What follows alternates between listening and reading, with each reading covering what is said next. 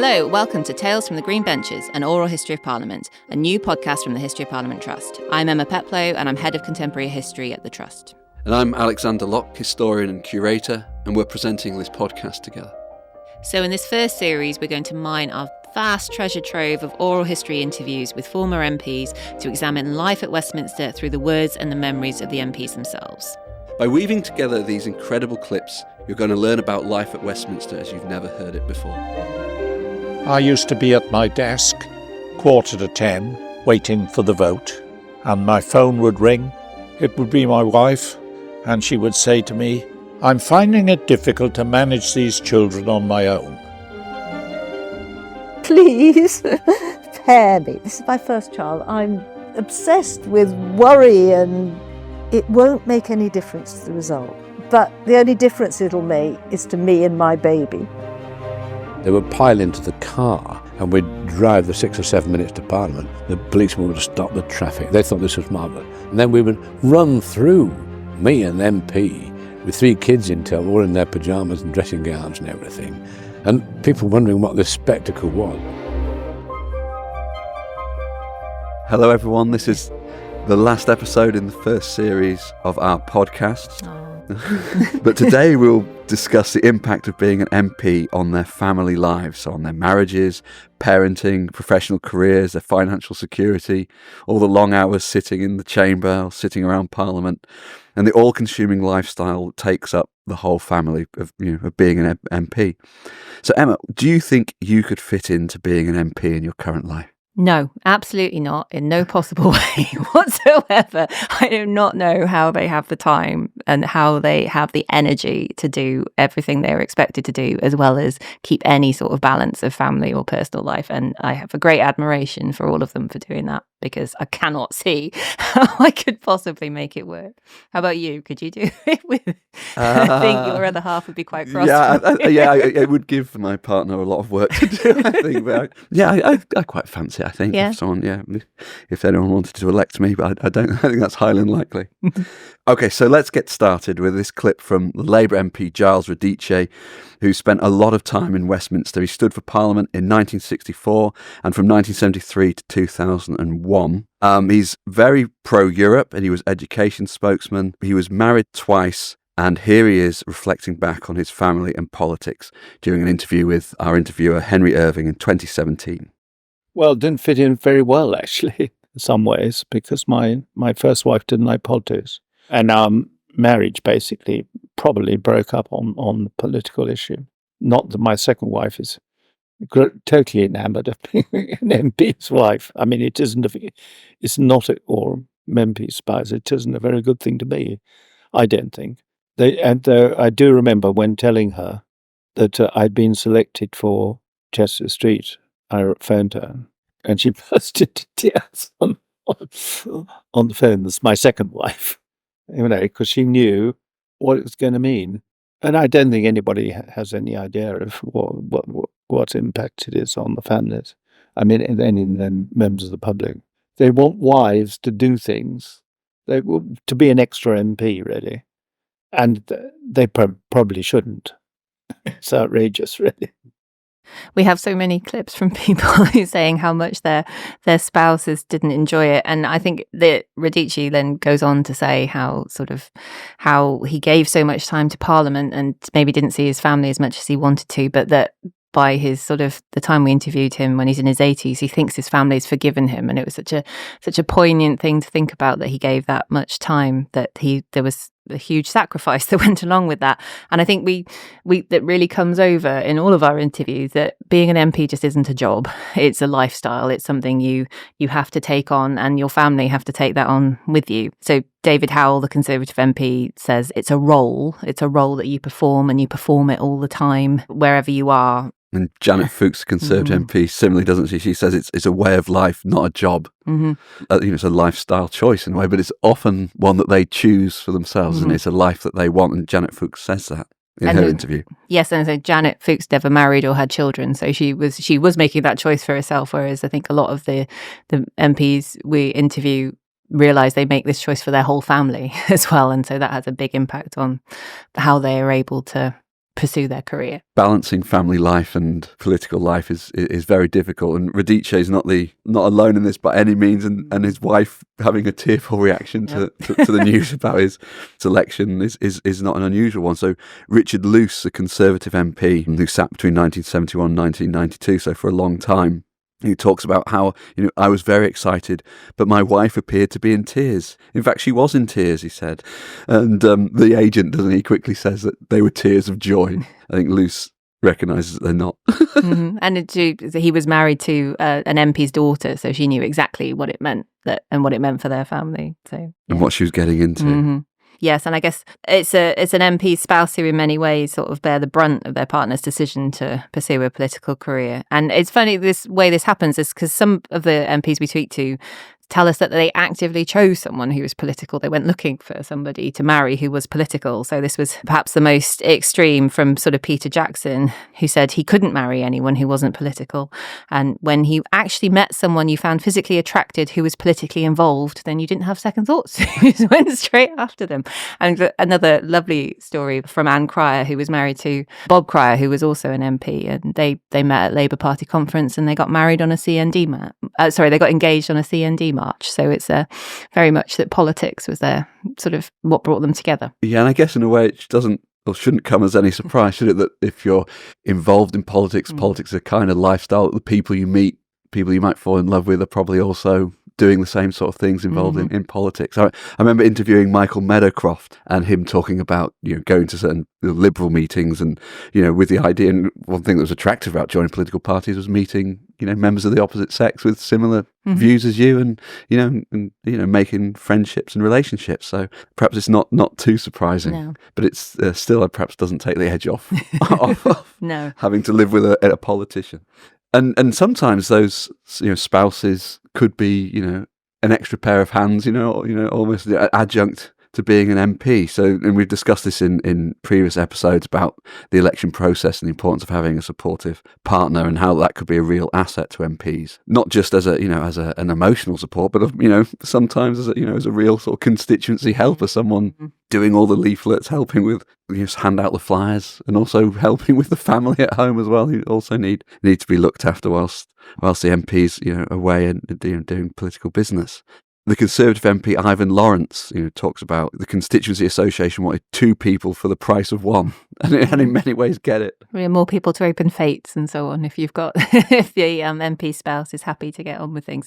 I think lots of the women MPs talk about, or Marion Rowe in particular says she missed having a wife to run things, and how her Conservative colleagues had someone else to worry about the ironing and the laundry and the cooking, but the women didn't have that because they were expected to do it as well. So I think the amount of effort put in from the wives to run a home, to bring up the family. Robert Hughes, Labour MP, says sort of the pressure on his wife was enormous, and she brought the family up. And there's a lot of our MPs who reflect on how much their spouses had to pick up at home. And it is often wives, isn't it, doing the work? As we've mentioned in earlier episodes about the gender imbalance in Parliament, particularly before all women's shortlists.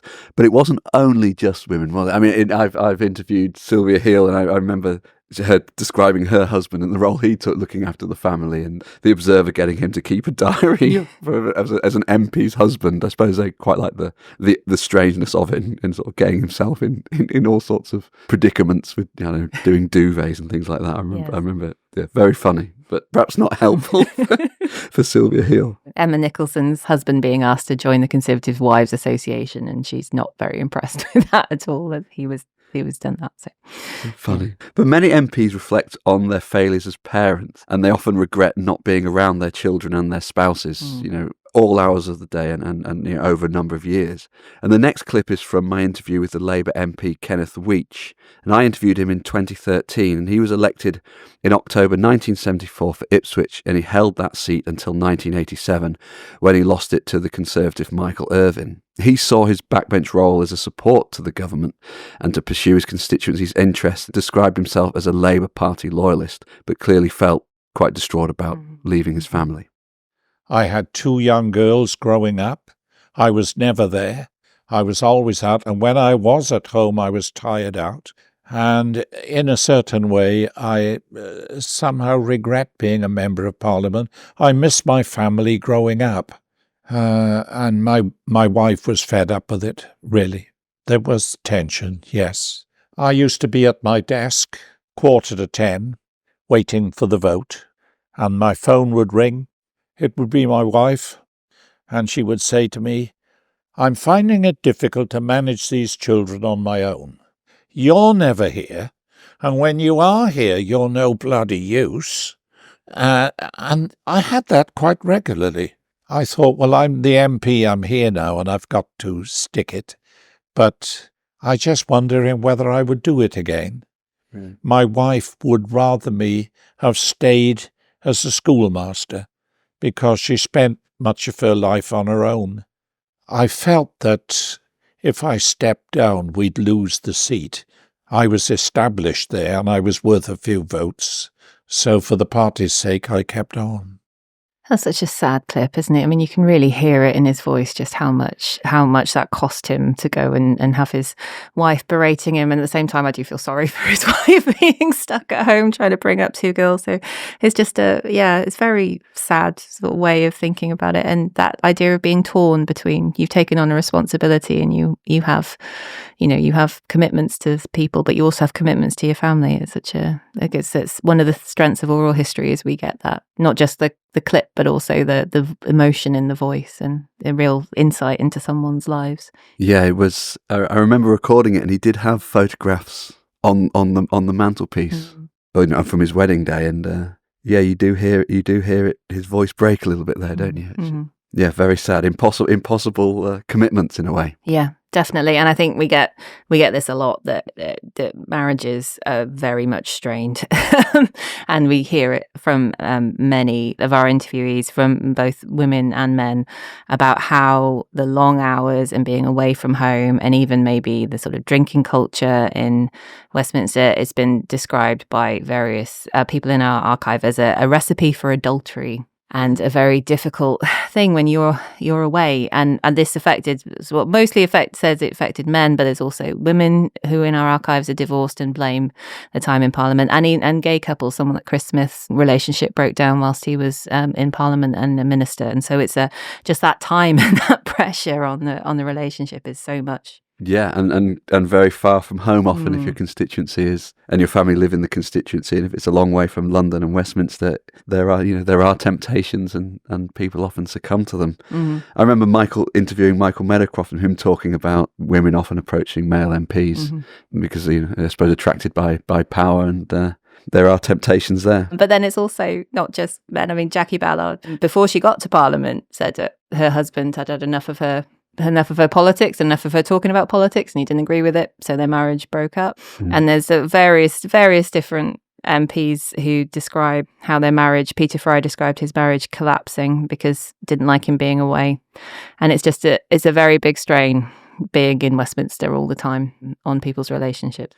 And some MPs try to reflect back on the ways that they attempted to balance personal and political lives to make things easier for the family. So it's something they're aware of and do try and address. So spouses, children, and even their own parents could be supportive and important mechanisms for support. So one strategy could be choosing a convenient constituency, I suppose close to London, where you can get home the same day. So of course that would be a lot easier for the ones who are able to represent seats close to London where they don't have to leave the area. And Kenneth Baker talks about it, doesn't he? I had a very happy and satisfying marriage, he recalls, and I decided there's certain things together with my wife, and that first of all, I would only ever represent a seat in London and near to London. And that seems a sensible strategy. Yeah, I think there's a lot of that, staying at home or keeping the family close to London. But also, I guess the interesting in that Ken Baker one is that he spoke to his wife about it. He didn't just go off and try and do it. And I think that perhaps says a lot about their relationship in the first place. Devising it and developing strategies together. Mm-hmm. David Curry, doesn't he? The Conservative MP talks about, for his as being an MP, that he will not move my family, for his job, and he had his kids at school in Cambridge, had his house there, his wife was very happy there, and that he didn't want to represent anywhere other than Cambridge. So yes, there's a lot of difficult decisions to be made, and especially, say, with kids in school, when you have children and you bring children into the equation, and how you manage, how you bring them up, and how you be an active parent in their lives, but also pursue a political career. We have sort of interesting ones. We have a lot of men speaking, like Ken Weech did, looking back and saying how they regret it now, but perhaps didn't quite make decisions at the time based around their children. Whereas the women MPs we've spoken to, is sort of a more practical and obvious problem for them to try and become an MP and manage their children. This next clip we want to listen to is one of the ones that I find very, very moving, and it's a little bit long, partly because I can't cut it down because I think it's so moving. But the next clip is from Helen Hayman, who we've heard before from this podcast, and she was elected into Parliament in the 1970s as a young, newly married woman. And her interview with our colleague Emmy Ledgerwood back in 2015, she spoke really frankly about her very difficult experiences at her time being a new mother and an MP. So to give a little bit of context, when she fell pregnant, Callaghan had just taken over from Wilson. The Labour government had a tiny majority, and she was expected back in Parliament to vote very, very soon after she had given birth. So just 2 weeks after giving birth, she's back in Parliament. And I don't know if you're a parent, but if you remember that first bewildering time as a new parent, the idea of having all these stresses, and then on top of that going back into the Commons, into a really fraught political atmosphere. I think this clip gives a real resonance to anyone who struggled with that. So here's Helen Hayman talking about this. And suddenly I'm getting calls from the whip's office saying there's no pairing. When can you come in? We need you now. So I wrote a letter to Margaret Thatcher and said, please pair me. This is my first child. I'm obsessed with worry, and I've been a week in hospital. It won't make any difference to the result, because if you don't pair me, I will come in. But the only difference it'll make is to me and my baby. I mean, I was feeling quite emotional at the time. I had to go in. It was, I think, 10 days after Ben was born, and 2 days after I was out of hospital. And there were photographers outside the house. Oh, I can't tell you how awful it was. I was breastfeeding, and we were there for hours on end. Every newspaper published all this. And I still feel conflicted about it, because I didn't want to take the baby in. This was not any public position I was taking at all. This was absolute force majeure, that do I let the government lose crucial legislation, or do I leave my baby at home and stop feeding him? I mean, that was my choice. We actually had a majority of one. Front page of The Sun said Little Ben strikes, because his name was Ben. Held together by a nappy pin. Front page of the Daily Express. Then, of course, the backlash started. I got these horrible, horrible letters, and columnists started, and I got these vile letters. I've still got the file of the abusive letters I got. There was a lot of, how dare you have it all? That was how dare you think you can have it all? You're neglecting your child, of course. And then that was the most awful thing, because I felt I was neglecting my child, and I didn't need someone to tell me in green ink. There were some nasty cartoons about sitting in the chamber breastfeeding and things, which I never did. You know, I sort of huddled in the lady members' room and cried. The chief doorkeeper in the Commons, he'd been given instructions by the Sergeant-at-Arms about the scale of physical force he could use to stop me taking the baby in the chamber if I tried to. So it gives me great pleasure these days when I hear about male MPs carrying their babies through the division lobby. As you say, yeah, very poignant clip. But it's interesting, isn't it, that she's feeling very torn between being a new mum and the duties of being a new mum, but also being an MP for a government that has a very small majority, and that it's difficult But also there's in that the element of not wishing to use the baby as a, in trying to shield the baby from politics. But I don't know, I suppose the whirlwind of that political moment drawing them all in. These are sort of the difficulties of having to balance all of those things all at once. And she does say that her plan had been, she was, it was just before recess, and then she was going to have this long time off, and she'd be able to pair, and maybe not long time off, maybe just 6 months or something. But she wasn't it's like she said, it wasn't a political decision it wasn't a feminist 1970s feminist, I'm going to have it all position. It was sort of forced on her. And the idea of being torn about it is just the same as came up before. And yet was accused of using a baby politically and wishing to have it all. But maybe we should say about pairing for those who don't know what pairing is. That is where Margaret Thatcher would pair her with one of a Conservative MP so that the numbers voting would be equally reduced. Yeah, so neither MP would vote, and so it didn't affect the outcome. But that Helen Hayman wouldn't have to be there because a similar Conservative would be sat at home also not voting. But that didn't work, so she had to go in and was attacked for it. I guess this really, really shows just how difficult parliamentary relations had got between the Labour Party and the Conservative Party at this point, and how fractious things were that Margaret Thatcher wouldn't pair Helen Hayman. I mean, we do have Helen Hayman does remember that Margaret Thatcher did pair with her a couple of times when she was pregnant and she wanted to go home on the very late night votes, but it was definitely a very febrile atmosphere with very, very small majority. So then this point, I guess, that Thatcher is not prepared to give in on this one. And the vote was only won by one I think vote. Quite a lot of the votes at this point were only won by one if she vote. had stayed at home, it would have been a good call from Thatcher, wouldn't it? Yeah, that's true. But Hayman's very torn, and she does talk about it, later in the interview, doesn't she, about doing the right thing by her family, doing the right thing by her constituency, and that these are decisions that she has to make, and also decisions that we find commonly throughout our archive that MPs find balancing family life with the pressures of being an MP. Yeah, and I don't think it got any easier as children got older either. There's a Diana Maddock, who's the Liberal Democrat, who was sort of elected in a whirlwind and not really expecting to get into Parliament, sort of said she basically left home, and her daughters, who were much older, she talks about how it was harder for them because when children are older, they need your mind rather than need you physically, and she wasn't able to give all of her mind and attention to them. So she says they all got on fine, they're very independent children, but the sort of pressure and the guilt and the difficulties of balancing, I think it comes through in a lot of our interviews. Yeah, a lot of guilt. Yes. A lot of guilt for time spent away from home. And it can be considerable amounts of time, can't it? Mm-hmm. And I think we've had a lot of women who are planning their entire careers around decisions around motherhood and when they can stand for Parliament.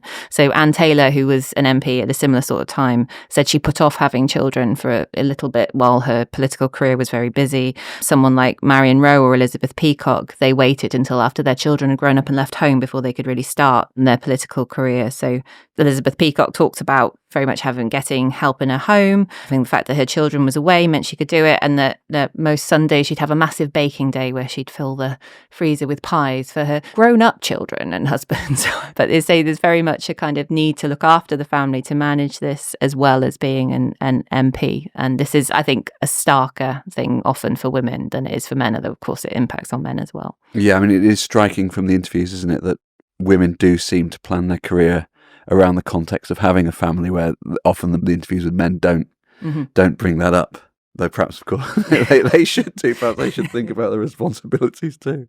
But there are also, a group of women, often from the older generation, who went into the House, who are, didn't have families at all, and potentially that is a decision, a career decision versus a family one. And this is an issue that we often don't address directly in the interviews, and it's often an awkward one to ask and to talk about with the interviewees. But it certainly does seem to be a trend of that older generation of women MPs, sort of into war and immediately post-war, that they don't have children. Mm-hmm. And I say this isn't to say that men weren't also concerned about their children and how their children they weren't affected as well, but it's a less sort of immediate or less urgent. They're not putting off their careers in the same way. Although saying that, someone like Ian Twyn, when he was elected as a Conservative in '83, he was elected when he had a newborn baby, and he just said straight out, I wasn't prepared to sit through endless debates when I had a newborn baby at home, so we would rush back home every night during the debate and help put the baby to bed, and then rush back to Parliament to go and vote for 10 o'clock and then stay there for the late night babysitting, and then sort of the new baby doesn't let you sleep in very much. So I didn't get much sleep. We're not in any way saying that men did have these sort of dilemmas and problems as well. It's just they perhaps aren't as immediate on the men due to the sort of gender roles that they were expected to do in the home. So you can hear this in the next interview that we've got with Dick Taverne, who was a Labour MP for Lincoln between 1962 to 1974, and he was interviewed by Jason Lower in 2012. This is Taverne talking about his expectations that he would lose his seat in the second election of 1974 in October. I was having a conversation at home with my wife, and we were discussing what we would do if I lost, and which seemed very likely. And my younger daughter was listening to it, and she asked me, "Are you going to lose?" I said, "Yes, probably." She says, "Does that mean you'll be at home in the evenings? Are you at weekends?" I said, "Yes." "Oh, I do hope you lose." This is wonderful. As you can hear in his voice how much he's buoyed up by that. So it's, but you lose your seat, at least you have more time with your family. And of course, being in a public role, very public role, like as being an MP, could also draw in your family into the public eye, couldn't it?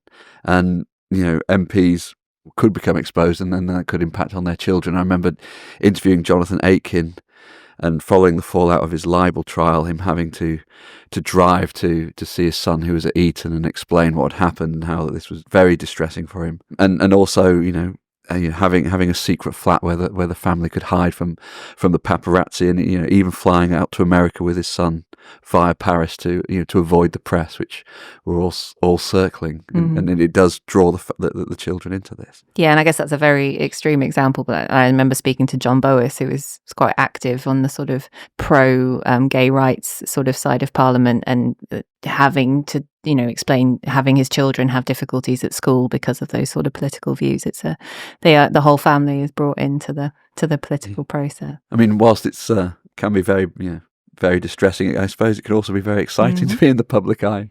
Yes. Having some of the perks around Parliament. So we had sort of Anne Taylor, whose children had their own passes and would spend their half terms in Parliament. Jenny Tung's husband, who works across the river at the hospital, would go and have dinner with her every night. We had a lovely bit from Marion Rowe, whose whole family went on sort of skiing trips with the parliamentary skiing group. So there's definitely a sort of, as like a family, the benefits to having, and perks, I guess, to having your parent or your spouse in Parliament. Yeah, in a prestigious role. So our next clip, I think, sums us up quite well, doesn't it? This is from John Watson, who was a Conservative MP between 1979 to 1987, and his children were occasionally rushed into Parliament in their pyjamas so that he could vote. So here he is remembering that moment, which gives, I suppose, a different perspective on daily life in Parliament. And I would be at home looking after the children. They used to love it when the division bell went, because I couldn't leave them at home. Even in their pyjamas, they would pile into the car, and we'd drive the 6 or 7 minutes to Parliament. The policeman would stop the traffic. They thought this was marvellous. And then we would run through, me and MP, with 3 kids in tow, all in their pyjamas and dressing gowns and everything, and people wondering what this spectacle was. I'd dump them in the family room where there was access to free Coca-Cola, and then I'd go and vote and then drive them back. So it was difficult, but they look back on those little adventures as being tremendous. So that was from Watson's interview in 2012 by Henry Irving, and he goes on to say how cross his wife always was when she came home and had very excited children pepped up on Coke. Yeah, over-sugared children. Yeah.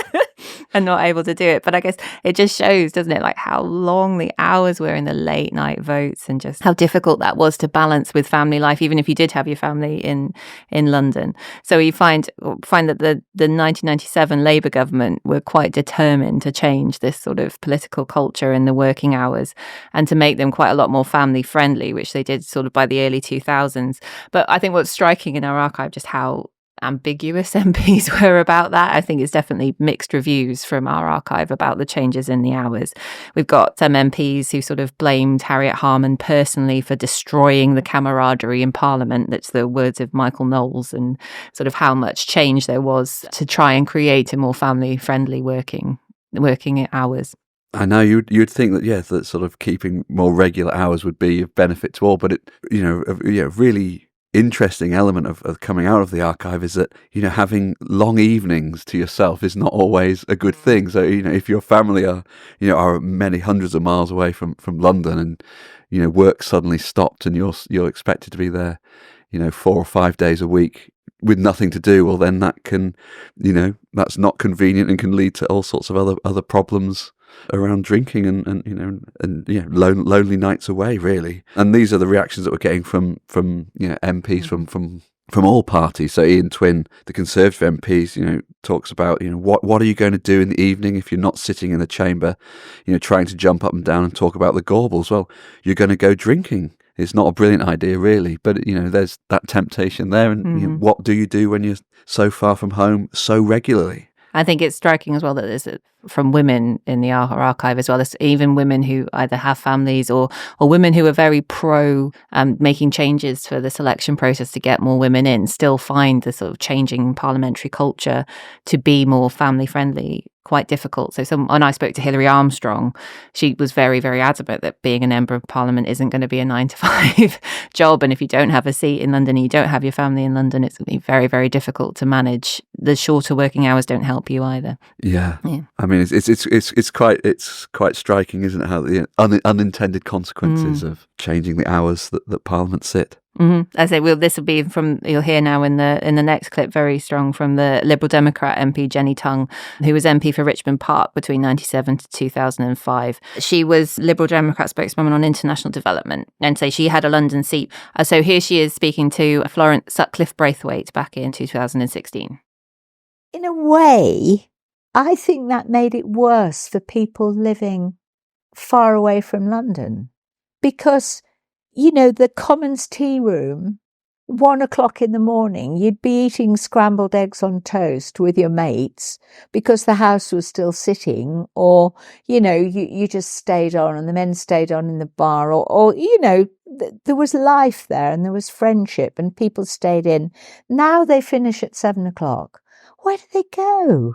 I don't know what they do. I think it must be very lonely. I wouldn't like it. But I loved it in the Commons. I loved it, even the late nights. I remember once sleeping in my office because there was votes going on all night long. I think that clip really nicely sums up the juxtapositions, doesn't it? I mean, you're sleeping in your office all night because of votes doesn't sound very appealing. But then, the lonely nights that are potentially created by everyone finishing at 7:00 also doesn't sound very appealing. So striking the balance, clearly very difficult. And I think it goes some way to explaining the how the strange hours came about in a way, doesn't it? And the culture within Parliament and within the Commons more generally. It helps us understand that. I suppose that's one of the strengths of this archive, isn't it? To hear the voices. So what we might consider to be unusual, to be odd behaviour, actually when you're within that culture and understanding the mechanics of it, does make much more sense. And how you're able to sort of build alliances, build friendships, and sort of the idea of having scrambled eggs on toast with your mates is sort of a very, very appealing one out, how politics gets done. And it sounds like sounds much more much more appealing the way she describes it than a lot of the others do. So it's a thing. But I guess there are points where it's very difficult, and you've sort of got very, very long debates, or say something like the Maastricht debates in the early 1990s, when you're there night after night after night, being that late. That must be very difficult. So I guess it's a difficult balance to strike, and positives and negatives in both. I mean, ours could certainly be very uncivilized and drawn out, and sometimes purposely drawn out to wear down the opposition in a way. So I suppose it's not all scrambled eggs on toast, is it?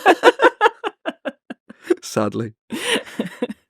So rather different than what we currently find in the House of Commons in the period before the 1990s was that MPs commonly earned money from outside of Parliament. So now I suppose we're going to be looking towards the financial goings on at Parliament with MPs, which can be a tricky subject. And I guess this also sort of plays into the hours. If you need to be at court all day, then you don't want to be sat in Parliament at midday. You don't want Parliament to start until after the courts are finished. Well, quite. Exactly. And often the people with second jobs were often, barristers and businessmen who could get their working business done in the morning and early afternoon before heading over to the Commons, and the two complemented each other. But often, it's not just barristers and businessmen. We do find there doctors, consultants, journalists, people writing for newspapers, columnists, all they're supplementing their income and presumably supplementing their influence as well. Mm-hmm. So the next clip we find is from Sir Ivan Lawrence, a criminal barrister and the Conservative MP for Burton from February 1974 to 1997. In his interview in 2018 with Priscilla Pivato, he said he was happy between the two stools, practicing law in the mornings and then going to the Commons in the afternoon and evening, and in the constituency during the weekends. But he also said it could be a kind of laziness, as he would never be a High Court judge or a minister while trying to juggle so many things. They were delighted that I was a member of Parliament, that I was a barrister, respectable person, going to court, as long as I devoted time to the needs of the constituency, and I could always show that, never mind that I was in the Old Bailey some mornings, or working on cases. At the weekend, I was in the constituency, doing the surgeries, going round to meeting at the various institutions, going out to dinners and lunches and meeting all the important people. And nobody could ever say that I wasn't doing my job as a Member of Parliament because I was also a barrister. It sounds like an incredibly busy life, and having sort of 3 jobs, really, if you're an MP in Westminster in the constituency and a barrister.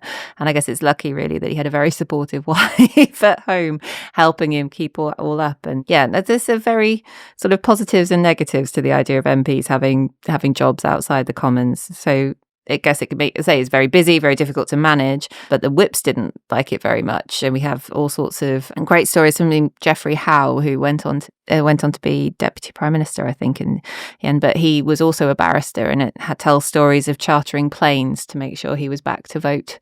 And I think he took his opposition barrister with him, who was also an opposition MP. So I don't know why they both needed to go back in the chartered plane, but they both did.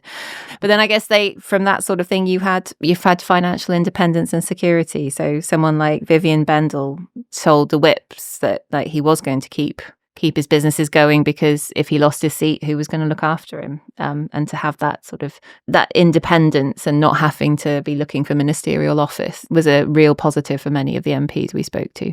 Exactly, and yeah, it does give them some kind of independence within the party as well, and probably also opens up an opportunity to sit as an MP in the first place. And that, if you lost your seat, 'cause it can be precarious work. If you lose your seat, you're not going to suddenly lose your income entirely as well and become destitute.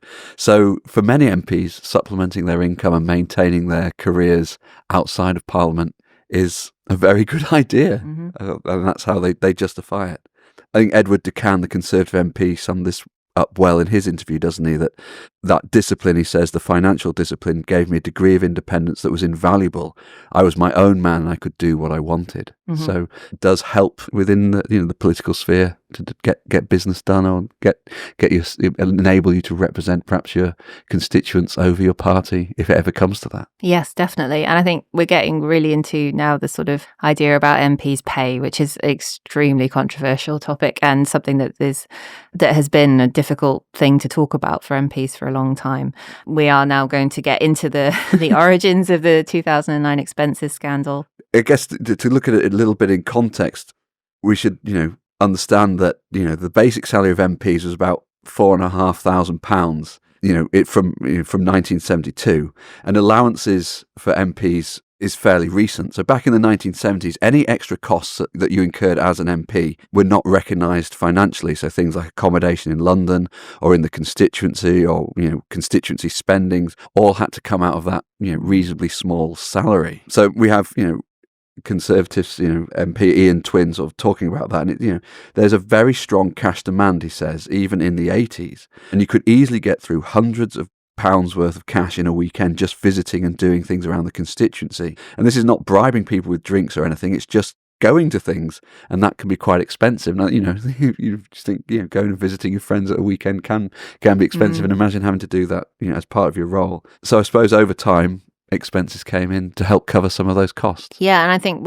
it's surprising, or I always found it quite surprising. Of course, some MPs were well off, or if they were working in second jobs, they didn't necessarily notice these extra costs. But for others, you could see some real financial difficulties.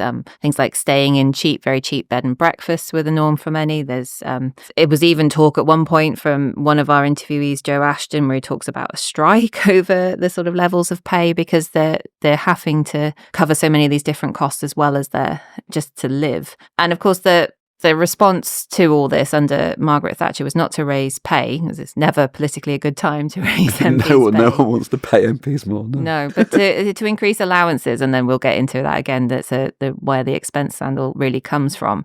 Although allowances were often were there permitted for genuine office expenses, they were quite often then seen as a way to boost MPs' income, so they could be policed quite loosely. So someone like James Pryor says that most of the Tory MPs had quite a bit of money, but most Labour MPs could be supported by the unions or something. So for those who didn't have that sort of extra support, would find it very difficult. And we even have one MP who talks about sort of going through a difficult and costly divorce and having to look down the back of the sofa for extra change so he could buy something to eat, which you can't quite imagine an MP being in that sort of financial situation.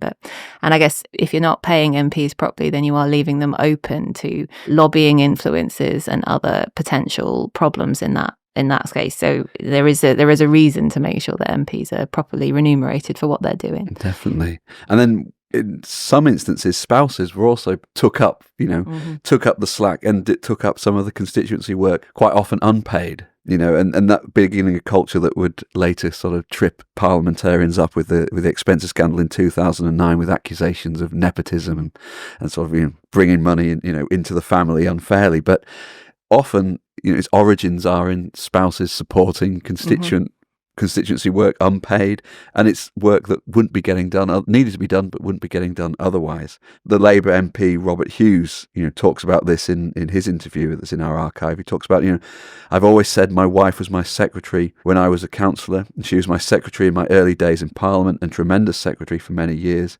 And then later on, I paid her, and I make no apologies for that. Tamdale, the Labour Party, talks about, we know that there are Labour MPs in poverty. We ask you, to believe that there are many Conservative MPs who are also in poverty, behind the lace curtains. And that certainly was true. And in these circumstances, we can't improve MPs' salaries. Therefore, we'll start making some allowances. I suppose allowances is what they were. Yeah, and it is a difficult issue, especially when you're talking about MPs employing their spouses as secretary or so on. But I think that's also partly an element of trust as well. Like if you're trusting your spouse to talk about specific political issues with, or really get into deeply difficult constituency issues, you want somebody who you can trust. And if you're don't have the money to pay them, then I guess your spouse is the obvious person. So, and I guess someone who would answer the phone in the middle of the night and so on. So it's definitely, you can see why it looks difficult now when you look back on it, but you can also understand where it came from when you see it in this light. Definitely. Moving on now to talk, more directly about the controversial expenses scandal of 2009, which is where the Daily Telegraph got hold of MPs' expenses claims and released them over several weeks to huge and understandable public anger. So this was something that rocked a lot of the experiences of MPs that we interviewed from that period. Absolutely. And I think it's, sort of very understandable anger. And it's always been, as we've been saying, it's always a very controversial issue. MPs were first paid just in 1911 at £400 a year. And the idea was then that they weren't really being paid, they paid a salary, but the idea was to give them some money for their expenses. And it's always been very difficult for MPs to governments to raise MPs' pay. And then as you get throughout the 20th century, parliamentary work's becoming more complicated. There's a lot more extra casework. There's the need to have a home in the constituency and in London. And so you're getting to a point where MPs have a lot more expenses that need to be covered. And of course, with rising inflation in the 1970s, costs going up really means that, MPs' pay is not keeping up with that. And so the expenses were separated from MPs' pay. And of course, it's easy, I suppose, to allow to keep wider expenses a bit more quieter than increasing pay. So I suppose that always gave more leeway for the expenses to keep growing and to be considered as part of what an MP was going to be paid. I think this is where you're getting trouble. They're always supposed to, they're supposed to be spent on genuine expenses, but it's came to be seen by many as sort of a way of increasing MPs' pay on a sort of behind the scenes and without publicly admitting that that's what they're doing. And I think that's where a lot of the trouble has come from.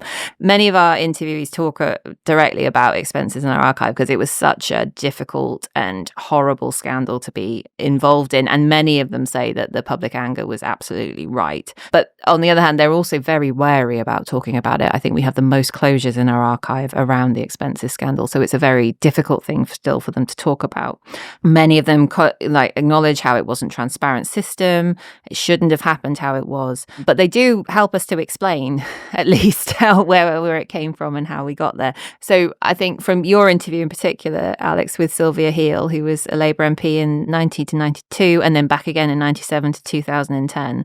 And she explains really well how the fees office dealt with MPs' expenses. So that sort of gives us a brilliant insight into sort of how the system developed. I should say that Heel never came under particular scrutiny over her own expenses.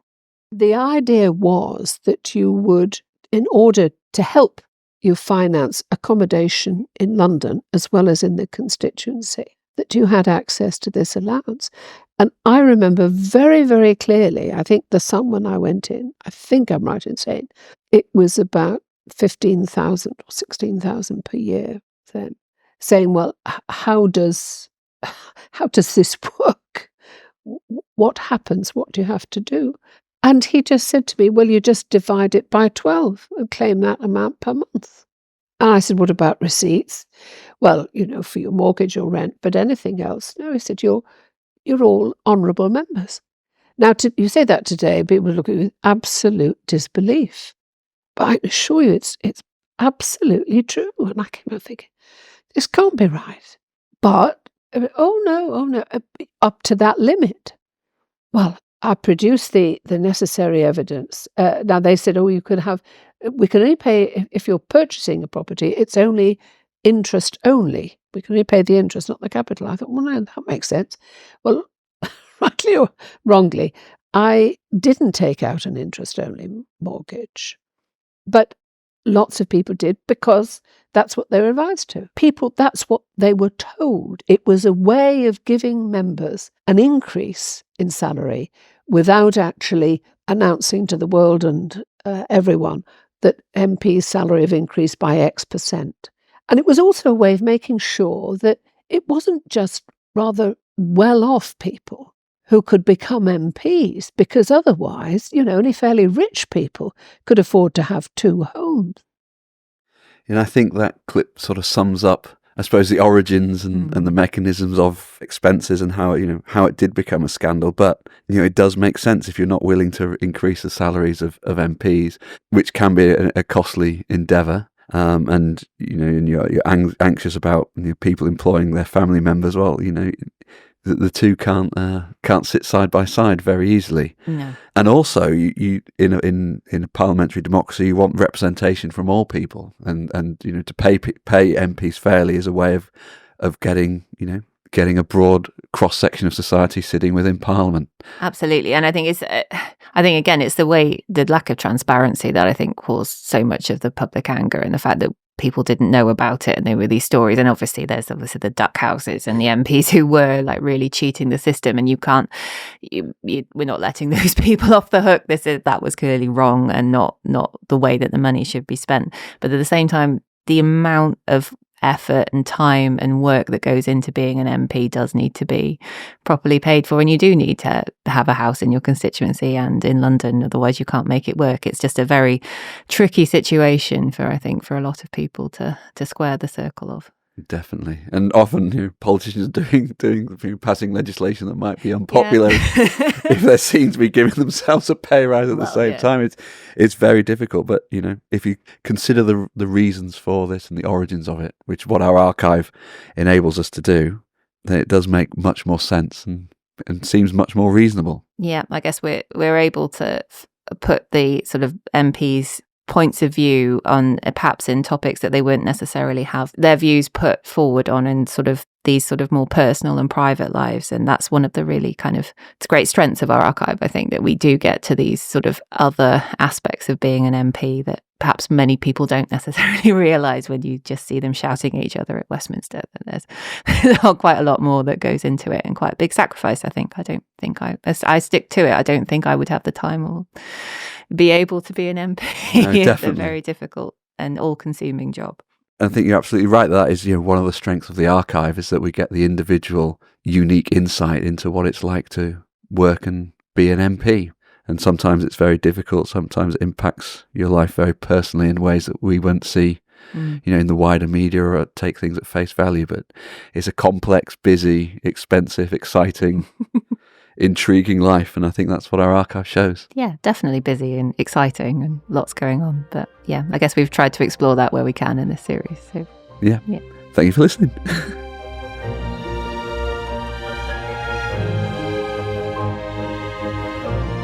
thank you for listening to Tales from the Green Benches from the History of Parliament. If you enjoyed this episode, please do leave us a review, follow and share with all of your friends.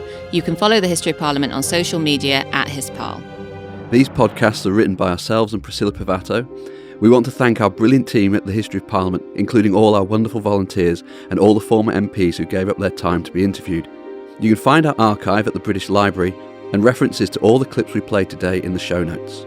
To find out more about us, check out the History of Parliament's website, thehistoryofparliamentonline.org, or read our book, The Political Lives of Post-War British MPs, by myself and Priscilla Pivato.